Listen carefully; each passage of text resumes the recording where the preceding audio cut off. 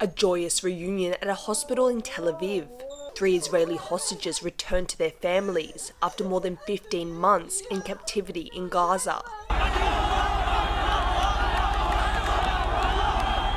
Taken on October 7, these 3 women were the first hostages released by Hamas fighters as part of the ceasefire deal agreed with Israel. There were emotional scenes as the first images of the exchange were broadcast. Super excited. This is the first time we've seen her since that day, October 7th, and we didn't had any signal for life from her for a whole year now, and this is the first time we're seeing her, and we're seeing her walking on her 2 feet, and we're just waiting here to hug her and say how much we love her. It's a beautiful day. After so long, we got a beautiful day. There is 3 hostages, young hostages, returning home. Israeli Prime Minister Benjamin Netanyahu was on the phone during the exchange and had his officers pass on a message directly to the released hostages. אלה החטופות הראשונות בסבב הזה שאנחנו מחזירים הביתה, ואני מבקש גל שתמסור להן, לרומי, לדורון, לאמילי, עם שלם מחבק אתכם. ברוכות השבות הביתה. Also heading home, 90 Palestinians who were detained in Israeli jails, released in exchange for the 3 Israeli hostages. Some of these prisoners as young as 15 years old.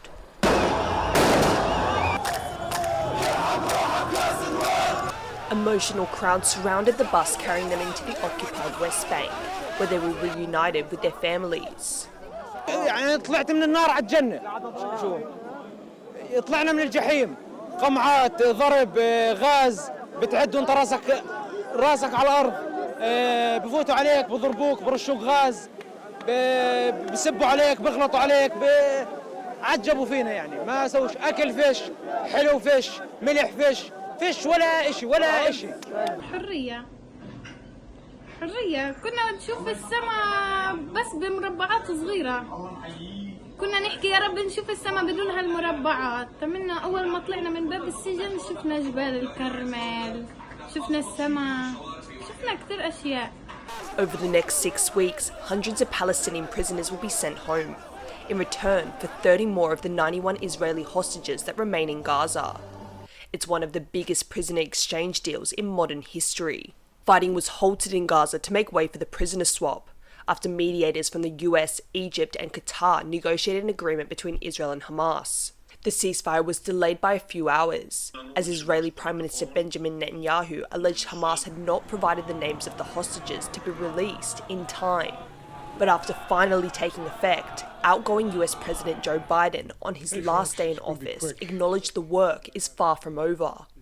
Today's ceasefire in Gaza and the release of hostages is a result of a principled and effective policy that we presided over for months. And we got here without a wider war in the Middle East than many predicted. And now it falls on the next administration to help implement this deal. As agreed, much needed aid is now flowing into Gaza through its border with Egypt. 600 truckloads will be allowed in every day of the initial 6-week ceasefire. Half will be directed into the enclave's north, where warnings have been raised that a famine is imminent. You can see it behind me. We have now goods coming. We can make sure that 1.1 million people that are on food crisis can get the right assistance. They are able to go back to where they belong, and we will be able to serve them and follow them with what needs to be a long-lasting ceasefire. But uncertainty remains, as one wrong move from either side could end the truce. For now, Palestinians in Gaza are grateful for a halt in fighting. But after 15 months of bloodshed and destruction, with their homes reduced to rubble, the task ahead is overwhelming. Huang and Rosie Grenenger for TaiwanPlus.